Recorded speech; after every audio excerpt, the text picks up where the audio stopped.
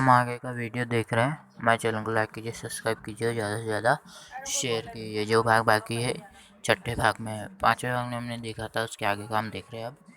तो चलिए आरम्भ करते हैं। जब भी संतुलन बिगड़े इस इंच पर भी जीप इधर खिलके, तो हम सीधे घाटियों में इन रास्तों की जगह खिले। चेतावनियाँ भी हमें खतरों की प्रति सजग कर रही थी। सामने ही लिखा था, धीरे चलिए, घर में बच्चे आपका इंतज़ार कर रहे हैं। थोड़ा और आगे बढ़े कि फिर एक चेतावनी, beware man eater underground. पर हमें नरभक्षी जानवर नहीं, दूध पीने वाले याक दिखे। काले काले ढेर सारे याक, पहाड़ पर गिरने से, बर्फ से प्राकृतिक ढंग से रक्षा करने वाले घने घने बालों वाले याक। सूरज ढकने लगा। हमने देखा कुछ पहाड़ी औरतें गायों को चराकर वापस लौट रही थी। कुछ के सिर पर लड़कियों के भारी भरकम गट्ठे थे। ऊपर आसमान की धुंध और बादलों के घिरा हुआ था। उत्तरी संध्या में जीप बच चाय की बागानों में गुजर रही थी कि फिर एक दृश्य ने मुझे खींचा। नीचे चाय के हरे भरे बागानों में कई युवतियाँ बोकू पहाड़ सिक्किम परिधान चाय की पत्तियाँ तोड़ रही थी। नदी की तरह उफान लेते उनका यौवन और श्रम से दमकता गुलाबी चेहरा एक युवती के झटक लाल रंग का बोकू पहन रहा था। संदन हरियाली के बीच चटक लाल रंग डूबते सूरज की स्वर्णिम और स्वास्तिक आभा के कुछ इस अंदर इंद्रधनुष छटा बिखेर रहे थे कि मंत्रमुग्ध सी चीख पड़ी। इतना अधिक सौंदर्य मेरे असह्य था। मुगान पहुँचने के लिए हमें रात भर योगम के पहाड़ लेने था। गंगा चुंबी पहाड़ों के तल से सांस लेती एक नन्ही सी शांत बस्ती ही लायुंग। सारी दौड़ धूप से जिंदगी जहाँ निश्चित सो रही थी, उसी लायुंग में हम ठहरे थे। तीस्ता नदी के तौर पर बसे एक लकड़ी के छोटे से घर में मुंह हाथ धोकर तुरंत ही तीस्ता नदी के किनारे बिखरे पत्थरों पर बैठ गई थी। सामने बहुत ऊपर से बहता झरना नीचे कल कल बहती तीस्ता में मिल जा रहा था। मस्तिम हवा चल रही थी, यानी धीमे धीमे। पेड़ पौधे झूम रहे थे गहरे बादलों की तरह। मैं चांद को ढक रहा था। बाहर परिंदे और लोग अपने घरों के लौट रहे थे। वातावरण में अद्भुत शांति थी। मंदिर की घाटियाँ सी धुंधलाओं की झुंझुनाहट सी आंखों में अन्याय भर आए। ज्ञान का नन्हा सा बौद्धिक जैसा भीतर उसमें लगा, वहीं दुख शांति सुकून जहाँ अखंडित संपूर्ण है। पेड़ पौधे पशु और आदमी सब अपनी अपनी चाल ताल और गति में है। हमारी पीढ़ी के प्रकृति इस समय लव ताल और गति के खिलाफ पर अक्षय प्रदान किया। हिमालय अब मेरे लिए कविता नहीं, दर्शन बन गया था। अंधेरे होने से पहले ही हम किसी प्रबंध रंगाली शिलाओं को पत्थरों से होकर तीस्ता नदी की धारा तक पहुँचे। बहते पानी को हमने अंजुली में भरा तो अतीत भीतर धड़कने लगा।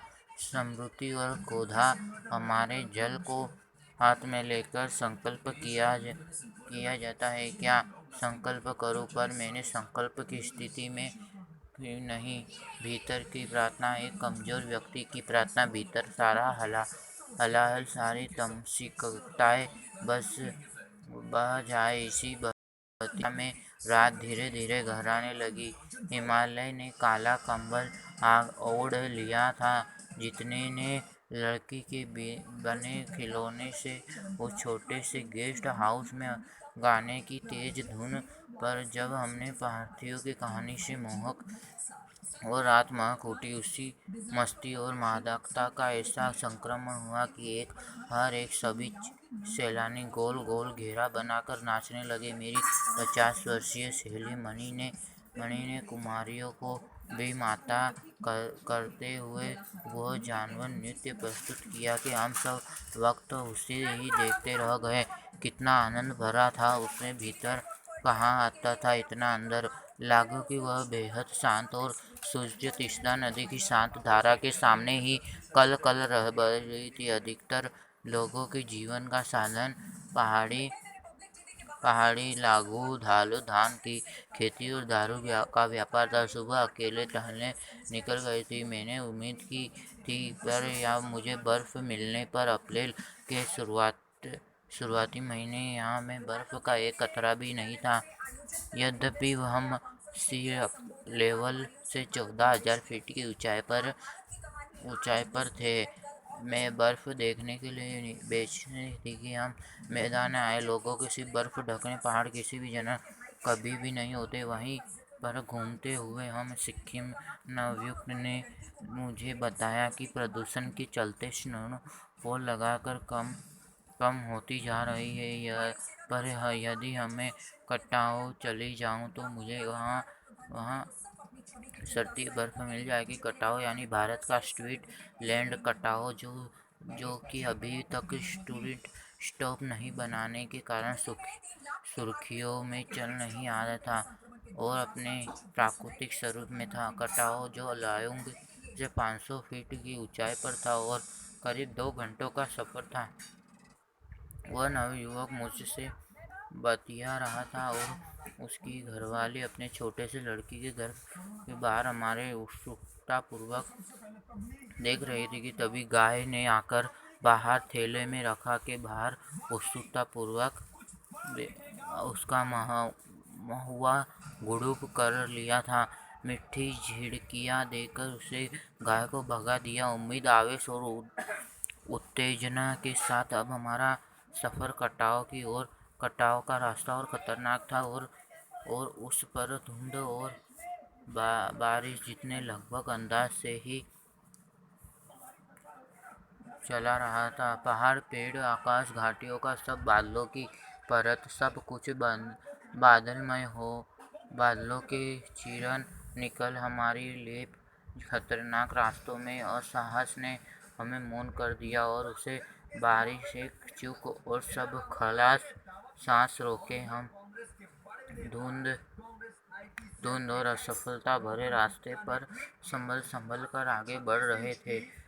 जीप को देखते रहे। हमारी सांस लेने की आवाज़ों को सिवाय आसमान जीवन का कोई पता नहीं था। फिर नज़र पड़ा कि बड़े शब्दों में लिखी एक चेतावनी पर, इश्यू आर मेडिस डिवाइस स्पीड। थोड़ी ही दूर आगे ही बड़े एक चेतावनी, दुर्घटना से देर भली, सावधानी से मोट तली।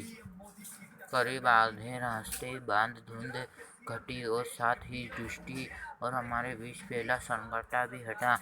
नागे उत्साहित होकर कहने लगा, कटाव हिंदुस्तान का स्विट्जरलैंड है। मेरी सहेली मणि स्विट्जरलैंड घूम रही थी। उसने तुरंत प्रभावित किया, नहीं, स्विट्जरलैंड भी इतनी ऊंचाई पर नहीं है और इतना सुंदर। हम घटाव के करीब आ रहे थे क्योंकि दूर से ही बर्फ के ढके पहाड़ दिखने लगे थे। पास में जो पर्वत थे वह आधे हरे काले दिख रहे थे। लग रहा था कि जैसे किसी ने इन पहाड़ों पर पाउडर छिड़क दिया हो। कहीं पाउडर बची रह गई और कहीं वह धूप में बह गई हो। नार्गो ने उत्तेजित होकर कहा, देखिए, एकदम ताज़ा बर्फ है। लगता है रात में रहे थे। साबुन की झाग की तरह सब और गिरी हुई बर्फ में जीप की खिड़की और मुंडी निकाल दूर तक देख रही थी। चांदी से चमकते पहाड़ एकदम। जितने से पूछा, कैसा लग रहा है? मैंने जवाब दिया, राम छोड़ो। वह उछल पड़ा, अरे यह नेपाली बोल कहाँ सीखा है?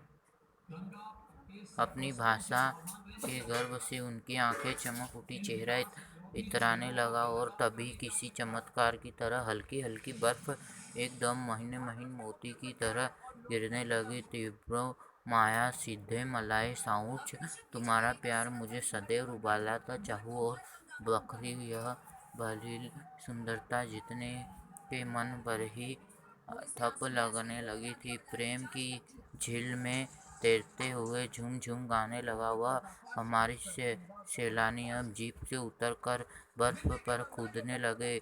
यहाँ बर्फ सार्वजनिक थी, घुटनों तक नरम बर्फ, ऊपर से आसमान और बर्फ ढके पहाड़ एक ही हो गए थे। कई सैलानी बर्फ पर लेटकर हम लम्हे की रंगत के कैमरे में कैद करने लगे थे। आगे का भाग हम अगले वीडियो में देखेंगे, जो वीडियो लास्ट भाग होगा। तब तक के लिए हैव ए नाइस डे।